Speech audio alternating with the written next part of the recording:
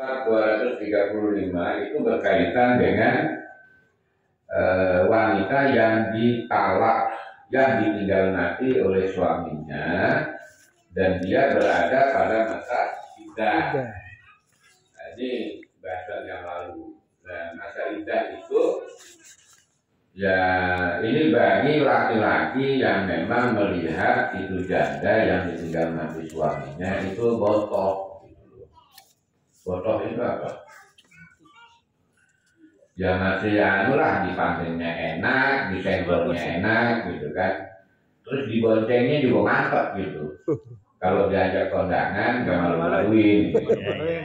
Nah ketika ada wanita yang ditinggal mati seperti ini, itu kita jangan terburu-buru berebut. Saya khidbahkan, saya lamarkan selama berada dalam masa iddah. Masa iddahnya itu apa? Selama 4 bulan 10 hari. Dan di dalam iddah itu wanita yang seperti itu harus melakukan ihdad.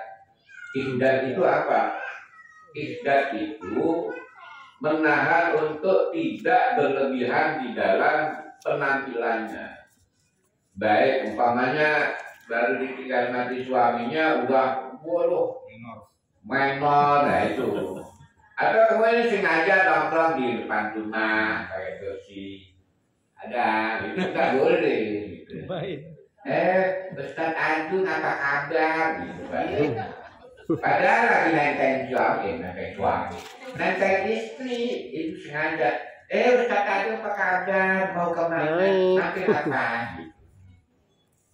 Nah ini berlebihan, perilaku berlebihan yang mencenderungkan terpancingnya seorang laki-laki dan sebagainya.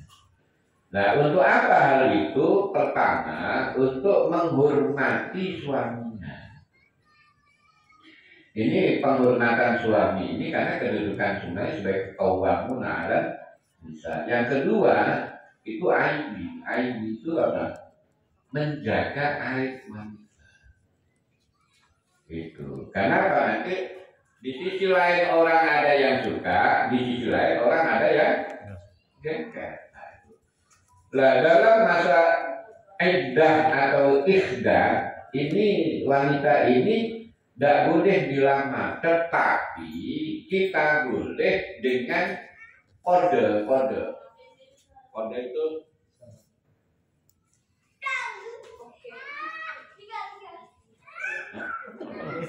sindiran kalau boleh. Sindiran nyindir. Sindiran boleh. Aduh, memang ngajarin itu siapapun yang lihat pasti senang. Maksud kita ini. Saya rasanya ngelihat Ansi itu, masya Allah, seger tidak. Itu kan menunjukkan ada suka kan. Nah sindiran seperti itu dibolehkan berdasarkan ayat 234, 235.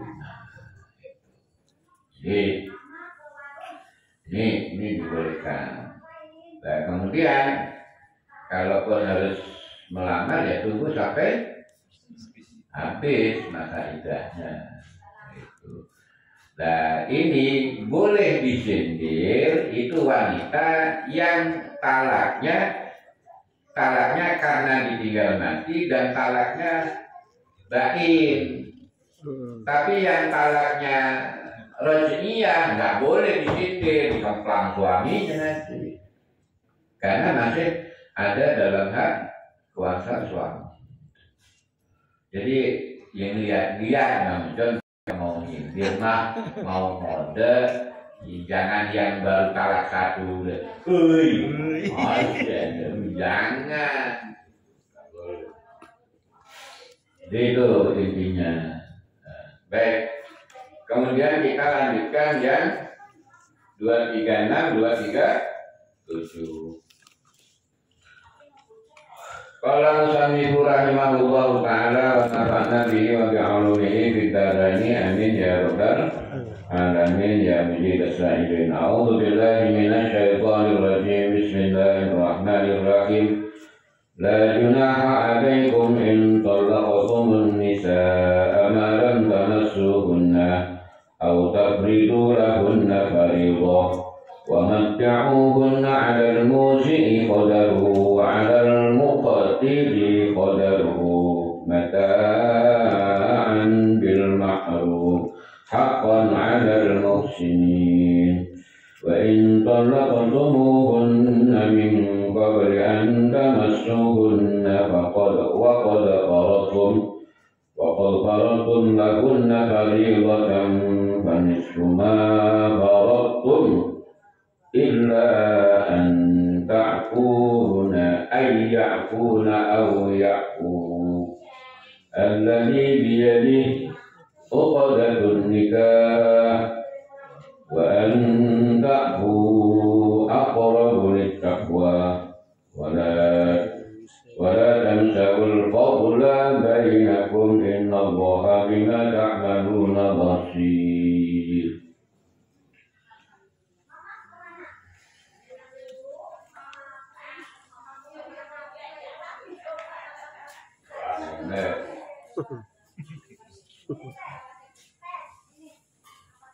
Kita ambil yang halaman 3 ya.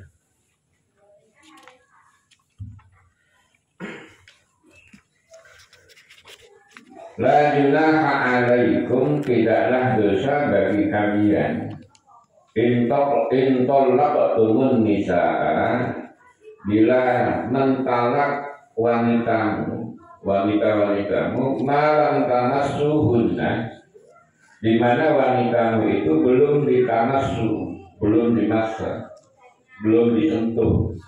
Maksudnya tamassuhunna ini gimana? Jadi wafi qiraatin tamassuhunna, dalam qiraah yang lain itu dipanjangkan tamassuhunna ai tujami'uhunna. Tujami' itu di mana? Jadi tamassuh ini permasalahan yang wala yamassuhunna itu kan menyentuh. Ada yang kami tapi kalau masalah ini itu memang dijimat, dipukul. Tapi yang lain itu masa dalam arti dua, yaitu bersentuhan karena berkaitan dengan harta. Dan itu hanya Imam Syafi'i dan ulama Syafi'iyah. 3 imam yang lain itu kan masa itu kan bersetubuh. Baik. Aitu jami'uhunna aulam, atau tidak tufridu lahunna faridah. Maksudnya belum direncanakan untuk melaksanakan mahar. Itu yang dimaksud itu mahron wa ma masdariyatu, apa itu? Dorfiyatun, masdariyatun, dorfiyatun. Jadi mahar wama gitu kan. Allah tafridu lahunna faridah. Jadi dijadikan sebagai masdar ataupun masdar yang didorofkan. Aira taba'ata alaikum fit talaki zamana ada apa? Zamana ada min masisi wal qabdi bi ismi wala mahra mutallaquhunna wa mat'uhunna. Jadi yang dimaksud itu adalah tafridu lahunna faridah. Itu adalah mahar yang belum diberi. Jadi kalau nikah nih, maharnya belum dikasih, dibayarin gitu. Apa karena mu'allaq, tergantung kepada janji, atau memang ketidakmampuan untuk ditunda, atau memang sesuatu yang lain. Nah, ketika belum disetubuhi, maka ditolak. Jadi ada dua, mahar yang sudah disepakati itu dikasih separuh, atau yang belum disepakati ya boleh tidak dilaksanakan, boleh tidak dilaksanakan dengan pertimbangan-pertimbangan berkaitan dengan mahar. Nah, maka itu disebabkan adanya hubungan yang belum dilakukan atas si wanita yang ditalak itu. Jadi mas kawin, mas apa ya?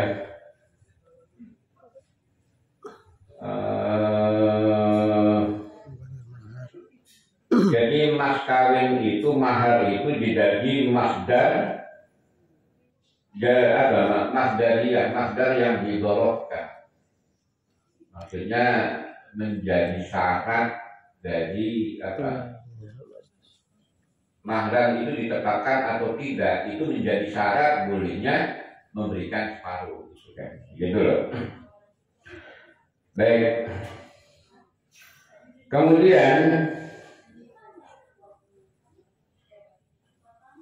yang dimaksud dengan tidak ada paksaan, tidak ada tuntutan untuk membayar itu, tidak ada risiko dosa atau yang ditanggung oleh suami yang mentalak istrinya yang belum digauli itu.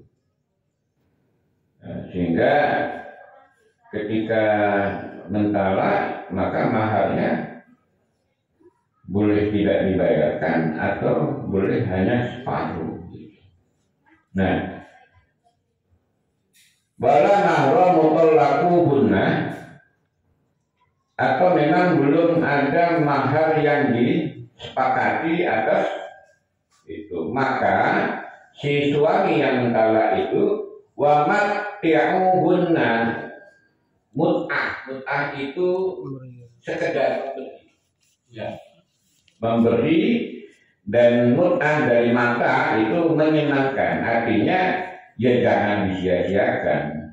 Uquhunna ma yatamatta'na bihi. Jadi pemberian yang hanya untuk memberikan kesan senang. Jadi kan maharnya berjuluk 5. Kita memang tidak, karena belum disetujui, itu kita tarik-tarik boleh, tapi Allah memerintahkan kasih loh buat neneknya, gitu loh, paham? Kasih buat neneknya. Jadi mahar ya. Atau separuh, tergantung kepada kemampuan. Nanti di ayat selanjutnya itu dijelaskan. Nah, jadi wamat ti'uhunna uquhunna ma yatamatta'na bihi. Alal musi'i itu adalah atas keluasaan siapa? Ya si suami yang mentalak itu. Al-ghaniyyi minkum, artinya tergantung keluasaan harta yang memiliki. Umpamanya gini, ini gini, standar adat. Ayat ini kan disesuaikan dengan orang Arab. Orang Arab itu kalau nikah itu semuanya lengkap, disiapin rumah, istrinya, duitnya, lengkap, gitu ya. Tapi kalau standar di Indonesia, perabotan tempat tidur sama lemari, sejadah doang. tempat tidur lemari. Ngomongnya ya sono. Ngerasa ini. Artinya gini ya, kalau ukurnya, kalau ya rumah, bisa mobil, bisa uang, tergantung pada tingkat kekuasaan harta. Artinya kekuasaan harta, kamu kan ya mendingan lah kayak, masa kamu ambil semua, boleh jadi kamu ambil. Tapi ya berikanlah sesuai dengan usiai keluasaan kita ya, atau qadari ala qadari itu sesuai dengan kadar yang ingin diberikan. Jadi pertama karena keluasaan, yang kedua kadar yang akan diberikan. Itu menurut keinginan kita. Nah, gitu. Baik. Wa nusi'i al-ghani minkum qadaruhu. Nah, itu qadaruhu kadar. Wa 'alal muqtiri, dan bagi orang yang tidak punya keluasaan, muqtiri itu baliknya abbayyi rezeki yang apa namanya? Sempit Itu melarat lah. Iya, pokoknya udah sempit lah hati. Iya, karena sempit. Dia punya gitu kepunyanya. Jadi ada dua gambaran itu, yang berkeluargaan tapi yang terbatas. Rezeki itu kan sebenarnya bukan melarat banget. ada, cuma sempit. Iya, pas-pasan. Pas-pasan. Jika kalau 5 jeruk, ya ini ya satu aja ya tidak apa-apa. Tapi kalau yang luasa, udah saya ngambil dua aja. Lo kan kawin, pas kawinnya jeruk. Dikali, dan kalau memang, dan apa namanya, mahar itu kan hak wanita. Hak wanita. Jadi wanita minta berapa aja, ya harus diturutin berarti. Cuma kadang-kadang hal ini itu menjadi pembicaraan antar keluarga. Kenapa? Karena latar belakang keluarga itu lebih dominan dari gambaran pentingnya negosiasi terhadap mahar. Umpamanya begini, Pak Miftah itu mobilnya banyak, rumahnya gede, istrinya istrinya ada, anaknya banyak, artinya cukup lah gitu kan, Sementara Bang John pas-pasan, motor gitu. Jadi sesuai dengan kadarnya masing-masing. Kuasaan. Baik.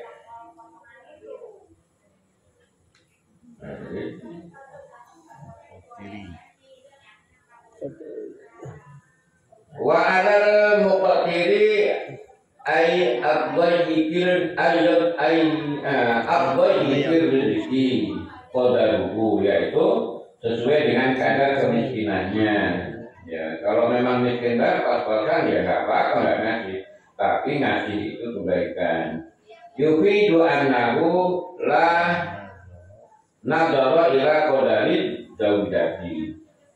Jadi apa namanya, qadaru itu kadarnya itu yang tidak memaksa, dia harus seperti itu. Tapi kadar yang leluasa dia berikan. Jadi ukurnya jangan sampai itu memberatkan kepada muktirnya. Di suami yang miskin itu jadi, waduh saya harus bayar ini, nah itu harus dihilangkan. Itu jangan sampai ada kesan seperti itu. Waduh kalau saya harus begini, nah. Kemudian mataan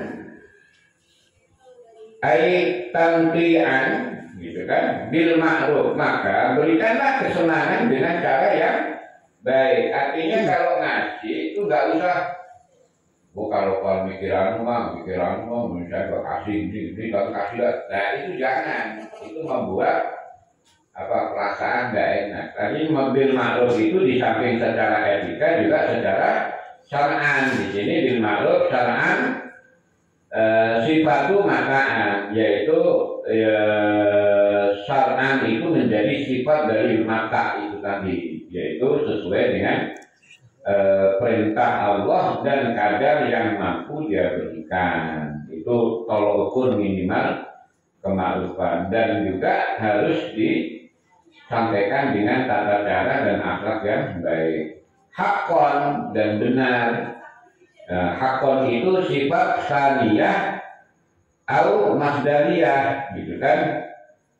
muakkadatun alal muslimin atau muda'in. Jadi apa namanya, hakon itu merupakan sifat yang mengikat atas kemakrufan. Apa namanya apa ya? Kalau makruf itu sifat, hakon itu bukan sifat awalnya itu makruf, dan hakon itu menunjukkan bahwa kemakrufan itu menjadi tuntutan yang hak. Nah, kalau istilah dalam fikih itu syar'iyyatan masyru'ah gitu. Dan itulah tata cara yang hak. Apa? Bil ma'ruf. Pokoknya sebaik mungkin, karena itulah hak. Dan itu hak harus dilakukan.